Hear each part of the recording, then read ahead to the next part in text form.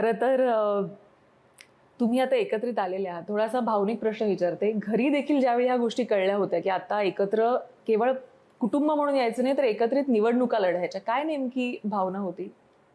भावना आनंदाचीच होती. उशीर झाला कशाला? एकत्र यायला?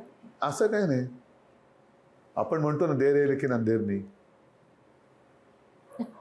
ठीक आहे, चांगली गोष्ट आहे. आलो एकत्र. चांगल्या पायाने जाऊ.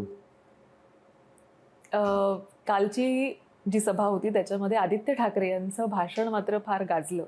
अनेक मुद्द्यांवर त्यांनी मुद्द्यावर बोलला.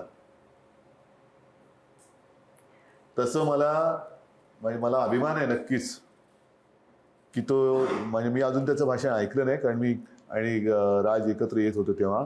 मी आज रात्री ते पाहणार आहे, पण अनेक जणांनी त्याचं कौतुक केलं आणि मला अभिमान आहे की तो मुद्देसूद बोलला असं सगळ्यांनी सांगितलं. तेच मला फडणवीसांकडनं, राज्याच्या मुख्यमंत्र्यांकडनं अपेक्षित आहे की त्यांनी तसं मुद्देसूद बोलावं महापालिकेच्या बाबतीत. फालतू बकवास करू नये, जी दिल्लीतनं किंवा नागपूरमधनं स्क्रिप्ट येते त्याच्यावरती बोलू नये. बरं, त्या भाषणाचं कौतुक करता करता राष्ट्रवादी काँग्रेसचे